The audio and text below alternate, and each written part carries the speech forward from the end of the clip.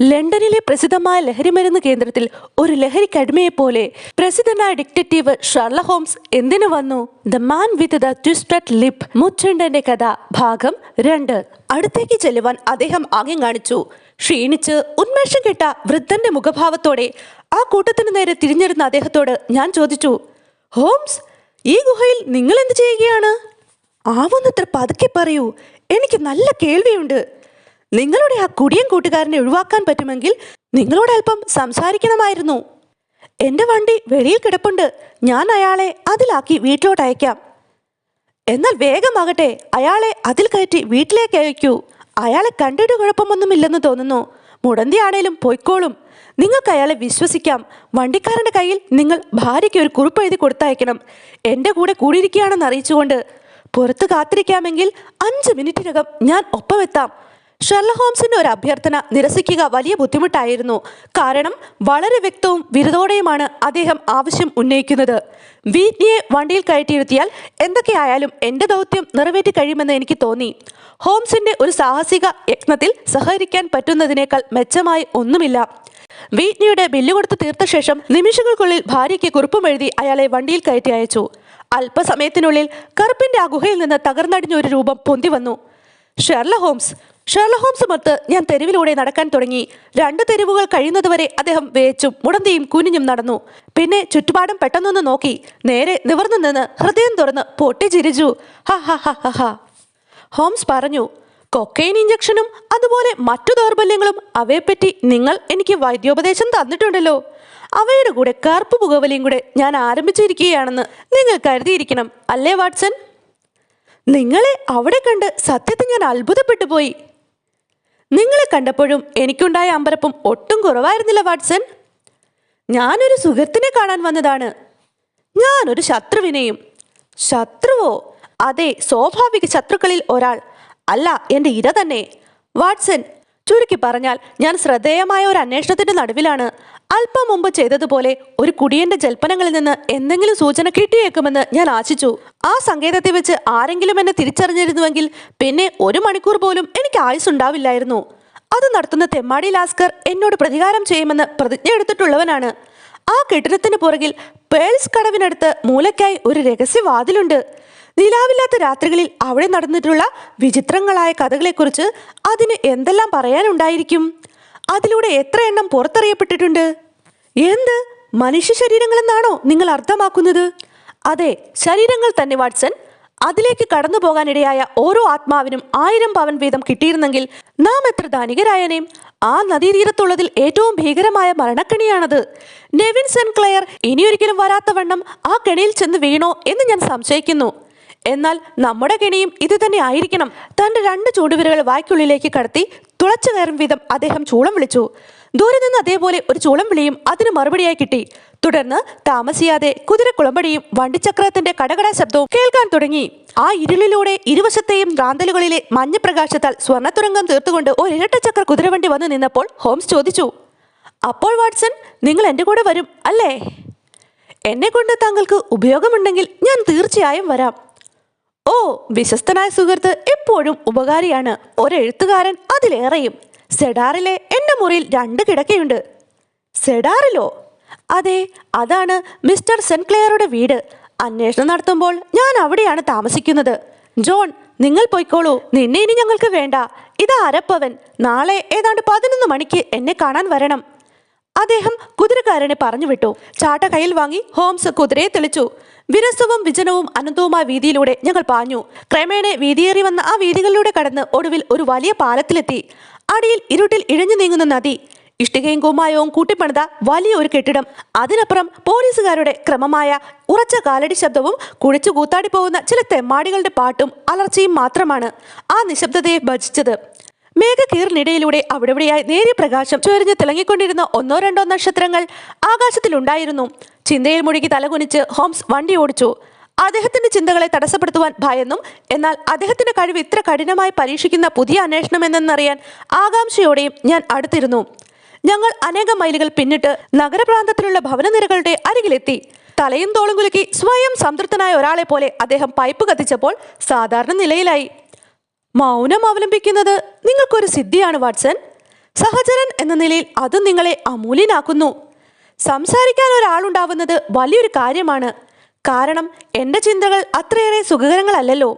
ഇന്ന് രാത്രി ആ വീടിന്റെ വാതിക്കൽ എന്നെ കാത്തു നിൽക്കുന്ന പ്രിയങ്കരിയായ ആ ചെറുപ്പക്കാരിയോട് എന്തു പറയണമെന്നറിയാതെ കുഴങ്ങുകയാണ് ഞാൻ. ഹോംസ്, ഇതുവരെ നിങ്ങൾ കാര്യം പറഞ്ഞില്ല.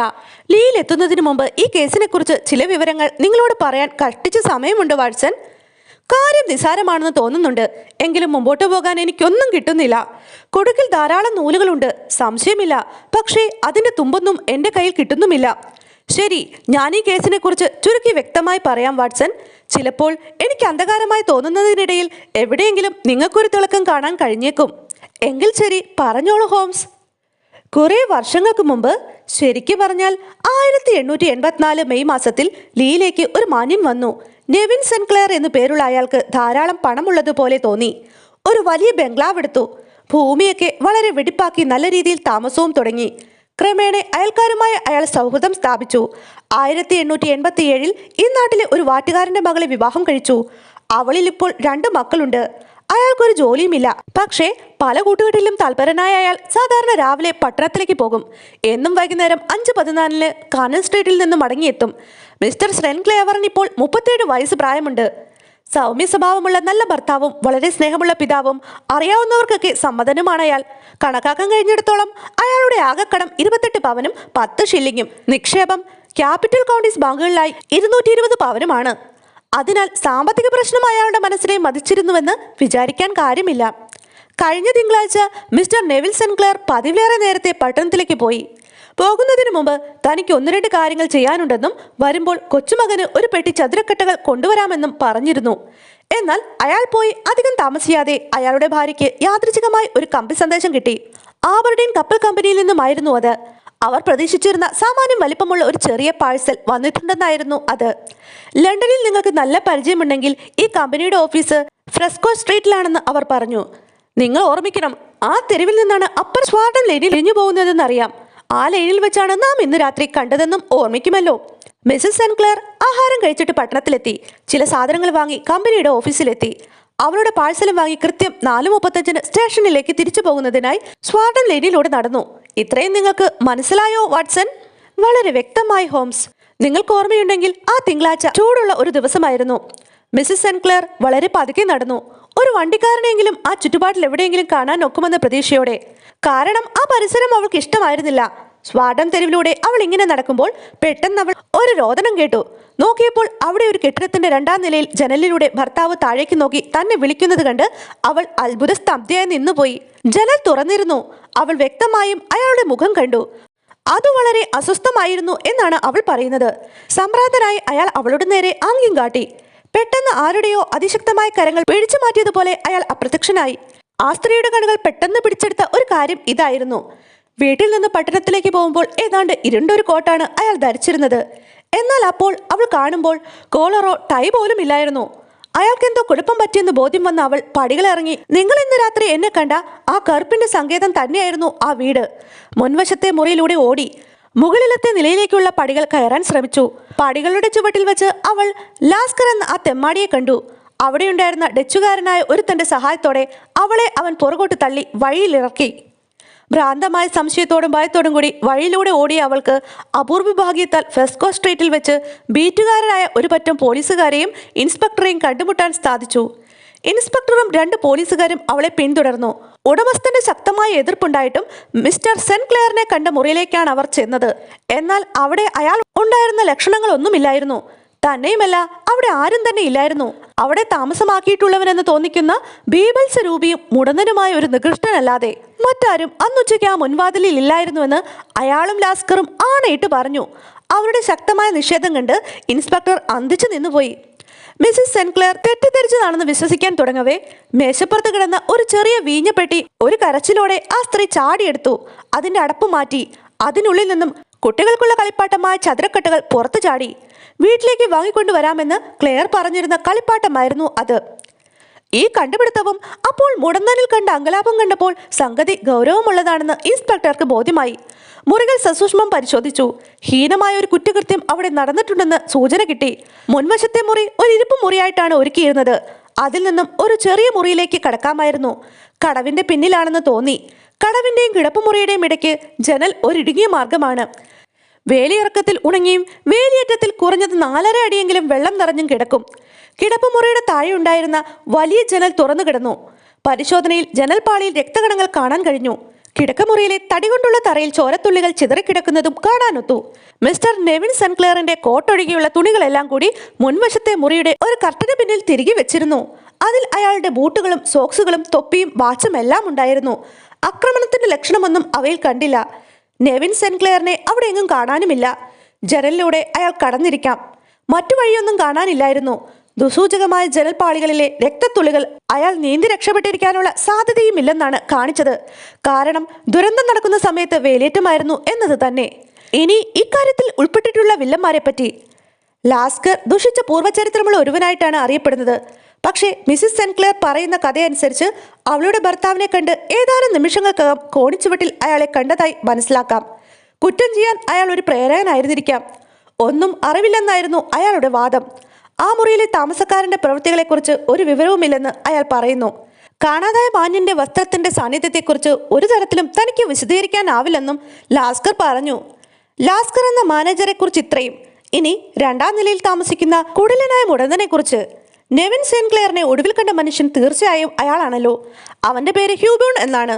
പട്ടണത്തിൽ പലപ്പോഴും പോയിട്ടുള്ളവർക്കൊക്കെ അവന്റെ ബീഭത്സമായ മുഖം പരിചിതമാണ്. തെണ്ടലാണ് അവന്റെ തൊഴിൽ. എങ്കിലും പോലീസുകാരുടെ പിടിയിൽ പെടാതിരിക്കാൻ ചെറിയൊരു മെഴുകുതിരി കച്ചവടക്കാരനായി അവൻ നടിക്കും. ത്രെഡ് നീഡിൽ സ്ട്രീറ്റിന് അല്പം താഴെ ഇടതുവശത്തായി ഭിത്തിക്കരികിൽ ഒരു ചെറിയ മൂലയുണ്ട്. ദിവസവും അവിടെയാണ് ഈ ജന്തു സ്ഥാനം ഉറപ്പിക്കുന്നത്. കാലുമടക്കി അതിന്മേൽ അല്പം തീപ്പെട്ടികൾ വെച്ച് അവൻ ഇരിക്കുന്നത് ദയനീയമായ ഒരു കാഴ്ചയായതിനാൽ അവന്റെ മുമ്പിൽ വഴിയിൽ വെച്ചിരിക്കുന്ന വഴുവഴുപ്പുള്ള തോൽപ്പെട്ടിയിൽ ആളുകൾ കരുണയുടെ കണിക വർഷിക്കാൻ തുടങ്ങും. ഒന്നിലേറെ തവണ ഞാൻ അയാളെ കണ്ടിട്ടുണ്ട്. ചുരുങ്ങിയ സമയത്തിനുള്ളിൽ അയാൾ കൊയ്തു കൂട്ടുന്നത് കണ്ട് ഞാൻ അത്ഭുതപ്പെട്ടിട്ടുണ്ട്. ആകൃതി അത്ര ശ്രദ്ധേയമായതിനാൽ കടന്നുപോകുന്ന ആരും അയാളെ ഒന്ന് നോക്കാതെ പോവില്ല. ഓറഞ്ച് നിറമുള്ള തലമുടി, ഭീകരമായ ഒരു വട്ടമുഖം, വികൃതമായ വിളറിയ മുഖം. അതിന്റെ സങ്കോചത്താൽ മേൽചുണ്ട് ഒരു വശം മേലോട്ട് കോടിയിരുന്നു. ബുൾപ്പട്ടിയുടെ താടി, തുളച്ചു കയറുന്ന തരം ഇരുണ്ട കണ്ണുകൾ, അവ ആ തലമുടിയുടെ നിറത്തിന് വിരുദ്ധമാണ്. ഇതെല്ലാം തെണ്ടികളുടെ കൂട്ടത്തിൽ നിന്നും അയാളെ ഒറ്റപ്പെടുത്തുന്ന പ്രത്യേകതകളായിരുന്നു. അതുപോലെ തന്നെ അയാളുടെ ബുദ്ധിയും. കാരണം കടന്നുപോകുന്ന ഏത് യാത്രക്കാരൻ്റെയും ഏത് തരം വർത്തമാനത്തിനും തക്ക തിരിച്ചടി കൊടുക്കാൻ അവന് കഴിഞ്ഞിരുന്നു. കറുപ്പിന്റെ സങ്കേതത്തിൽ താമസിക്കുന്നവനെന്ന് നാം അറിഞ്ഞ മനുഷ്യനാണിവൻ. നാം അന്വേഷിക്കുന്ന മാന്യനെ അവസാനം കണ്ട ആളും ഇവൻ തന്നെ. ഞാൻ ചോദിച്ചു, ജീവിതത്തിന്റെ വസന്തത്തിൽ വിഹരിക്കുന്ന ഒരാളോട് ഈ മുടന്തന് ഒറ്റയ്ക്ക് എന്ത് ചെയ്യാൻ കഴിയും? ഏന്തി നടക്കുന്നത് കൊണ്ട് അയാൾ മുടന്തനാണ്. എന്നാൽ മറ്റു കാര്യങ്ങളിൽ അയാൾ ശക്തനും പുഷ്ടി പ്രാപിച്ചവനുമാണെന്ന് തോന്നുന്നു വാട്സൺ. തീർച്ചയായും നിങ്ങളുടെ വൈദ്യശാസ്ത്ര പരിചയം മൂലം ഒരു കാര്യം പറഞ്ഞു തരുമല്ലോ. അതായത് ഒരവയവത്തിനുള്ള വൈകല്യം മറ്റു അവയവങ്ങളുടെ അപാര ശക്തി കൊണ്ട് പരിഹരിക്കപ്പെടുമെന്ന്. അതെ, ഈ വിവരണം തുടരൂ. ജനാലയിലെ രക്തം കണ്ടയുടനെ മിസ്സിസ് സെൻക്ലെയർ ബോധം കെട്ടു വീണു. അവളുടെ സാന്നിധ്യം അന്വേഷണത്തിന് സഹായമാവില്ലെന്ന് കണ്ടതിനാൽ പോലീസ് അകമ്പടിയോടെ അവളെ വണ്ടിയിൽ വീട്ടിലേക്ക് അയച്ചു. കേസന്വേഷണത്തിന് നിയുക്തനായ ഇൻസ്പെക്ടർ ബാർട്ടർ ചുറ്റുപാടും വളരെ സൂക്ഷ്മമായി പരിശോധിച്ചു. പക്ഷേ വസ്തുതകളിലേക്ക് വെളിച്ചം വീശുന്ന യാതൊന്നും കണ്ടില്ല. ഉടൻ തന്നെ ഹ്യൂബോണിനെ അറസ്റ്റ് ചെയ്യാത്തത് ഒരു തെറ്റായിപ്പോയി. കാരണം ലാസ്കറുമായി ഏതാനും മിനിറ്റുകൾ സംസാരിക്കാൻ അവന് അവസരം ലഭിച്ചുവെന്നതാണ്. എങ്കിലും ആ തെറ്റ് വേഗം പരിഹരിച്ച് അവനെ പിടിച്ച് പരിശോധിച്ചെങ്കിലും കുറ്റം ചുമത്തത്തക്ക വണ്ണം ഒന്നും കണ്ടുകിട്ടിയില്ല. അവന്റെ ഷർട്ടിന്റെ വലത്തെ കൈയിൽ ചില രക്തത്തുള്ളികൾ കണ്ടുവെന്നുള്ളത് നേരാണ്. എന്നാൽ അവൻ മോതിരവിരൽ കാണിച്ചു. നഖത്തിനിടയിൽ അത് മുറിഞ്ഞിരുന്നു. അവിടെ നിന്നാണ് രക്തം വരുന്നതെന്ന് അവൻ വിശദീകരിച്ചു. അല്പം മുമ്പ് ജനലിനടുത്ത് അവൻ ചെന്നിരുന്നതിനാൽ അവിടെ കണ്ട ചോരത്തുള്ളികളും ഇതിൽ നിന്നായിരുന്നുവെന്നതും സംശയിക്കാൻ അവകാശമില്ലല്ലോ. മിസ്റ്റർ നെവിൻ സെൻക്ലെയറിനെ ഒരിക്കൽ പോലും കണ്ടിട്ടേയില്ലെന്നാണ് ശക്തമായി അയാൾ വാദിച്ചത്. പോലീസിനെ പോലെ തന്നെ അയാളും ആ വസ്ത്രം അവിടെ വന്നത് എങ്ങനെയെന്നോർത്ത് അത്ഭുതപ്പെട്ടു. ജനലിനരികിൽ ഭർത്താവെ കണ്ടുവെന്ന് മിസ്സിസ് സെൻക്ലെയർ തറപ്പിച്ച് പറയുന്നത് ഒന്നുകിൽ അവൾക്ക് ഭ്രാന്തായിട്ടാണ്, അല്ലെങ്കിൽ അവൾ സ്വപ്നം കാണുകയായിരുന്നു എന്നായിരുന്നു അവന്റെ പ്രഖ്യാപനം. വളരെ പ്രതിഷേധിച്ചുവെങ്കിലും അവനെ പോലീസ് സ്റ്റേഷനിലേക്ക് മാറ്റി. വേലിയിറക്കത്തിൽ എന്തെങ്കിലും സൂചന ലഭിക്കുമെന്ന പ്രത്യാശയോടെ ഇൻസ്പെക്ടർ ആ പരിസരത്ത് തന്നെ ചുറ്റിപ്പറ്റി നടന്നു. തങ്ങൾ എന്ത് കാണുമെന്ന് അവർ ഭയപ്പെട്ടിരുന്നുവോ അത് കണ്ടില്ല. നെവിൻ സെൻക്ലെയറെ അല്ല, അയാളുടെ കോട്ടാണ് കാണാൻ കഴിഞ്ഞത്. വെള്ളം ഇറങ്ങിയിട്ടും അത് മറയാതെ അവിടെ തന്നെ കിടന്നിരുന്നു. അയാളുടെ പോക്കറ്റിൽ അവർ എന്ത് കണ്ടുവെന്ന് നിങ്ങൾക്ക് ഊഹിക്കാൻ കഴിയുമോ? അതിനെക്കുറിച്ച് എനിക്ക് ഒരു രൂപവുമില്ല. ഇല്ല, നിങ്ങൾക്ക് ഊഹിക്കാമെന്ന് ഞാൻ വിചാരിക്കുന്നില്ല. പെനിയും അരപ്പെനിയും ആ പോക്കറ്റ് മുഴുവൻ നിറച്ചിരുന്നു. 421 പെനിയും 270 അരപ്പെനിയും. ഒഴുക്കിൽ അത് ഒലിച്ചു പോകാതിരുന്നതിൽ അത്ഭുതമില്ല. എന്നാൽ മനുഷ്യ ശരീരം വ്യത്യസ്തമാണല്ലോ. വീടിനും കടവിനുമിടയിൽ ഭീകരമായ ഒരു വലിയ ചുഴിയുണ്ട്. ഭാരമുള്ള കോട്ട് അവിടെ അവശേഷിക്കാനും ശരീരം നദിയിലേക്ക് ഒലിച്ചു പോകാനും സാധ്യതയുമുണ്ട്. പക്ഷേ ബാക്കി എല്ലാ തുണിയും മുറിയിൽ തന്നെ കണ്ടുവെന്ന് തോന്നുന്നു. അപ്പോൾ ശരീരത്തിൽ കോട്ട് മാത്രമേ ഉണ്ടായിരുന്നുവെന്ന് വരുമോ? അല്ല. എന്നാൽ കാര്യങ്ങൾ വസ്തുനിഷ്ഠമായി കാണണം. നെവിൻ സെൻക്ലെയറിനെ ഈ ഹ്യൂബൂൺ എന്ന് പറഞ്ഞവൻ ജനലിലൂടെ പുറത്തേക്ക് എറിയുകയായിരുന്നു എന്ന് വെക്കുക. ഒരൊറ്റ മനുഷ്യനും അത് കണ്ടിരിക്കാനിടയില്ല. പിന്നെ അയാൾ എന്ത് ചെയ്തിരിക്കാം? ആ രഹസ്യം വെളിപ്പെടുത്താനിടയുള്ള വസ്ത്രങ്ങളെല്ലാം എത്രയും വേഗം അവിടെ നിന്ന് മാറ്റാനായിരിക്കും അയാളുടെ ശ്രമം. പിന്നെ അയാൾ ആ കോട്ട് എടുത്തിരിക്കാം. പുറത്തേക്ക് എറിയാനൊരുങ്ങിയപ്പോൾ അത് മുങ്ങാതെ ഒഴുകി നടന്നേക്കാമെന്ന തോന്നൽ അയാൾക്കുണ്ടായി എന്ന് വരാം. ക്ലെയറിന്റെ ഭാര്യ മുകളിലേക്ക് കയറാനായി താഴെ നടത്തുന്ന ബഹളവും കേട്ടതിനാൽ, അല്ലെങ്കിൽ തന്റെ സഹായിയായ ലാസ്കറിൽ നിന്നും വഴിയിലൂടെ പോലീസ് വരുന്നുവെന്ന വിവരം അറിഞ്ഞതിനാൽ പാഴാക്കാൻ സമയമില്ല എന്ന് മനസ്സിലാക്കിയ അവൻ തെണ്ടി കിട്ടിയതിൽ നിന്ന് കൈവയ്ക്കാവുന്നത്ര നാണയങ്ങൾ എടുത്ത് കോട്ടിന്റെ കീശയിൽ നിറച്ച് കോട്ട് താഴുമെന്ന് ഉറപ്പുവരുത്തി പുറത്തേക്ക് എറിഞ്ഞു. താഴെ കോണിപ്പടിയിൽ ആ ബഹളം കേട്ടില്ലായിരുന്നുവെങ്കിൽ ബാക്കി വസ്ത്രങ്ങളും അങ്ങനെ തന്നെ വലിച്ചെറിഞ്ഞേനെ. പക്ഷേ പോലീസ് വന്നപ്പോൾ ജനാല അടയ്ക്കാനുള്ള സമയമേ ഉണ്ടായിരുന്നുള്ളൂ. ഇത് തീർച്ചയായും സംഭവ്യമായി തോന്നുന്നുണ്ട് വാട്സൺ. നല്ലൊരു വിശദീകരണം കിട്ടാത്തിടത്തോളം നമുക്കിതൊരു പ്രായോഗിക സിദ്ധാന്തമായി മുന്നോട്ട് കൊണ്ടുപോകാം. ഞാൻ പറഞ്ഞതുപോലെ ഹ്യൂബൂണിനെ അറസ്റ്റ് ചെയ്ത് പോലീസ് സ്റ്റേഷനിലേക്ക് കൊണ്ടുപോയി. അവനെതിരായി ഇതിനു മുമ്പ് എന്തെങ്കിലും കേസുണ്ടായിരുന്നതായി തെളിയിക്കാൻ കഴിഞ്ഞില്ല. വർഷങ്ങളായി അവൻ തെണ്ടലാണ് തൊഴിലായി സ്വീകരിച്ചിരുന്നു എന്നാണ് അറിയാൻ കഴിയുന്നത്. എന്നാൽ അവന്റെ ജീവിതം വളരെ ശാന്തവും നിഷ്കപടവുമായിരുന്നത്രേ. അപ്പോൾ വസ്തുതകൾ അങ്ങനെ നിൽക്കുന്നു. പരിഹരിക്കേണ്ട പ്രശ്നങ്ങൾ ഇവയാണ്. കറുപ്പിന്റെ സങ്കേതത്തിൽ നെവിൻ സെൻക്ലെയർ എന്തു ചെയ്യുകയായിരുന്നു? അവിടെ അയാൾക്ക് എന്ത് സംഭവിച്ചു? ഇപ്പോൾ അയാൾ എവിടെയാണ്? അയാളുടെ തിരോധാനത്തിൽ ഹ്യൂബൂണിന് എന്ത് കൈയുണ്ട്? ഇത്ര വിഷമമുള്ളതും എന്നാൽ ഒറ്റ നോട്ടത്തിൽ നിസ്സാരമെന്ന് തോന്നുന്നതുമായ അധികം കേസുകൾ എനിക്ക് ഓർമ്മിക്കാൻ കഴിയില്ലെന്ന് ഞാൻ സമ്മതിക്കുന്നു വാട്സൺ. ഷെർലക് ഹോംസ് അസാധാരണമായി ഈ സംഭവങ്ങൾ വിവരിച്ചുകൊണ്ടിരുന്നപ്പോൾ ഞങ്ങൾ ആ വലിയ പട്ടണത്തിന്റെ അതിർത്തികൾ പിന്നിടുകയായിരുന്നു. ഒടുവിൽ അണിതെറ്റി നിൽക്കുന്ന അവസാനത്തെ വീടും പിന്നിലാക്കി ഇരുവശവും വേലിയുള്ള നാട്ടുവഴികളിലൂടെ സഞ്ചരിച്ച് 2 ഗ്രാമങ്ങളുടെ നടുക്കുകൂടി ഞങ്ങൾ വണ്ടി ഓടിച്ചു. അവിടെ ഇവിടെ ജനലുകളിൽ ചില വിളക്കുകൾ അപ്പോഴും കാണാനുണ്ടായിരുന്നു. നാം ലിയുടെ അതിർത്തിയിലാണ്, എന്റെ സ്നേഹിതൻ പറഞ്ഞു.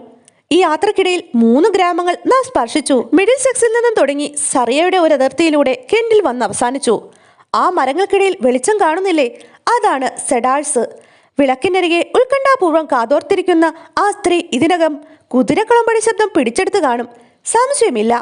പക്ഷേ ഹോംസ്, നിങ്ങൾ എന്താണ് ബേക്കൽ സ്ട്രീറ്റിൽ നിന്ന് തന്നെ കേസ് അന്വേഷിക്കാത്തത്? ഇവിടെ തന്നെ പല അന്വേഷണങ്ങളും നടത്താനുള്ളതുകൊണ്ടാണ്. മിസ്സിസ് സെൻക്ലെയർ 2 മുറി എനിക്ക് വിട്ടുതരാൻ സന്മനസ്സും കാട്ടി. എന്റെ സ്നേഹിതനും സഹപ്രവർത്തകനും അവൾ സ്വാഗതം ഓതുകയല്ലാതെ മറ്റൊന്നും ഉണ്ടാവില്ലെന്ന് നിങ്ങൾക്ക് ഉറപ്പിക്കാം. ഭർത്താവിനെ കുറിച്ച് വിവരമൊന്നുമില്ലാതിരിക്കെ അവളെ കാണാൻ എനിക്ക് ഇഷ്ടമല്ല വാട്സൺ. നാം എത്തിക്കഴിഞ്ഞു. ഒരു വലിയ ബംഗ്ലാവിന്റെ മുന്നിലെത്തി ഞങ്ങൾ നിന്നു. ലായം സൂക്ഷിക്കുന്ന പയ്യൻ കുതിരയുടെ തലക്കിൽ ഓടിയെത്തി. ഹോംസ് ചാടിയിറങ്ങി. ഞാനും. ചരൽ വിരിച്ച പാതയിലൂടെ നടന്നെടുത്തപ്പോഴേക്കും സുന്ദരിയായ ഒരു സ്ത്രീ വാതിൽ തുറന്നു. ഇളം ചുവപ്പുള്ള മസ്ലിൻ വസ്ത്രങ്ങൾ ധരിച്ച് മൃദുലമായ പിങ്ക് ഷിഫോൺ കഴുത്തിലും കൈത്തണ്ടയിലും കെട്ടിയിരുന്ന അവൾ വാതിക്കൽ നിന്ന് ഒരു കൈ വാതിലിൽ പിടിച്ച് മറുകൈ ആകാംക്ഷപൂർവ്വം പകുതി ഉയർത്തി ശരീരമൽപ്പം വളച്ച് തലയും മുഖവും മുൻപോട്ടൂന്തി ജിജ്ഞാസയോടുള്ള കണ്ണുകളും ലേശം വിടർന്ന ചുണ്ടുകളുമായി ചോദ്യചിഹ്നം പോലെ വെളിച്ചത്തിനെതിരായി അവളുടെ രൂപം കാണപ്പെട്ടു. ഞങ്ങൾ 2 പേരുണ്ടെന്ന് കണ്ട് പ്രതീക്ഷയോടെ വന്ന അവൾ എന്റെ സ്നേഹിതൻ തലയും തോളും കുലുക്കുന്നത് കണ്ട് കരഞ്ഞു തുടങ്ങി. പിന്നെ അത് ഞരങ്ങലിലെത്തി. നല്ല വാർത്ത ഒന്നുമില്ലെന്നാണോ? ഒന്നുമില്ല. ചീത്തയോ? ഇല്ല. ദൈവത്തിന് നന്ദി. എങ്കിൽ വരൂ. വളരെ ക്ഷീണിച്ചിരിക്കുകയാവും. നിങ്ങൾക്കിന്നൊരു നീണ്ട ദിവസമായിരുന്നിരിക്കുമല്ലോ. ഇതെന്റെ സുഹൃത്ത് ഡോക്ടർ വാട്സൺ. പല കേസുകളിലും എനിക്ക് അതിപ്രധാനമായ സഹായമായിരുന്നു ഇദ്ദേഹം. ഇതിലും ഇദ്ദേഹത്തെ കൊണ്ടുവരാനും പങ്കെടുപ്പിക്കുവാനും ഭാഗ്യം എനിക്കുണ്ടായി. അങ്ങയെ കണ്ടതിൽ എനിക്ക് സന്തോഷമുണ്ട്. എന്റെ കൈകൾ ഹാർദവമായി അമർത്തിക്കൊണ്ട് അവൾ പറഞ്ഞു. ഇവിടുത്തെ ഏർപ്പാടുകളിൽ എന്തെങ്കിലും പോരായ്മയുണ്ടെങ്കിൽ അങ്ങ് ക്ഷമിക്കണം. ഞങ്ങൾക്ക് പെട്ടെന്നുണ്ടായ ആഘാതം കണക്കിലെടുത്ത്. പ്രിയപ്പെട്ട മാഡം, ഞാനൊരു പഴയ പട്ടാളക്കാരനാണ്. അല്ലെങ്കിൽ ക്ഷമാപണമൊന്നും ആവശ്യമില്ലെന്ന് എനിക്ക് കാണാം. നിങ്ങൾക്കോ എൻ്റെ കൂട്ടുകാരനോ എന്തെങ്കിലും സഹായം ചെയ്യാൻ കഴിഞ്ഞാൽ ഞാൻ സന്തുഷ്ടനായിരിക്കും. തണുത്ത ആഹാര പദാർത്ഥങ്ങൾ മേശമേൽ നിർത്തിയിരുന്ന പ്രകാശമുള്ള മുറിയിലേക്ക് കടന്നു വന്നപ്പോൾ അവൾ പറഞ്ഞു. ഷെർലക് ഹോംസ്, നിങ്ങളോട് 1-2 ലഘുവായ ചോദ്യങ്ങൾ ചോദിക്കാൻ ഞാൻ ആഗ്രഹിക്കുന്നു. അവയ്ക്ക് വ്യക്തമായ മറുപടി തരണമെന്ന് എനിക്ക് അപേക്ഷയുണ്ട്. തീർച്ചയായും മിസ്സിസ് സെൻക്ലെയർ. എൻ്റെ വികാരത്തെക്കുറിച്ചോർത്ത് വിഷമിക്കേണ്ട. എനിക്ക് മതിഭ്രമമോ ബോധക്കേടോ ഉണ്ടാവില്ല. നിങ്ങളുടെ യഥാർത്ഥത്തിലുള്ള അഭിപ്രായം അറിയാൻ ആഗ്രഹിക്കുന്നുവെന്നേ ഉള്ളൂ. ഏത് കാര്യത്തെക്കുറിച്ചാണ് നിങ്ങൾ സംസാരിക്കുന്നത്? നെവിൻ ജീവിച്ചിരിക്കുന്നുവെന്ന് നിങ്ങളുടെ ഉള്ളിൻ്റെ ഉള്ളിൽ വിചാരിക്കുന്നുണ്ടോ? ഷെർലക് ഹോംസ് ഈ ചോദ്യം കേട്ട് അന്താളിച്ചതുപോലെ തോന്നി. തുറന്നു പറയൂ. കുട്ടിയുടെ ആകൃതിയിലുള്ള കസേരയിൽ ചടഞ്ഞിരുന്ന് അദ്ദേഹത്തിൻ്റെ മുഖത്തേക്ക് സൂക്ഷിച്ചു നോക്കിക്കൊണ്ട് അവൾ ആവർത്തിച്ചു. ഞാൻ തുറന്നു പറഞ്ഞാൽ ഇല്ല. അദ്ദേഹം മരിച്ചുവെന്ന് നിങ്ങൾ വിചാരിക്കുന്നുവോ? ഞാൻ വിശ്വസിക്കുന്നു.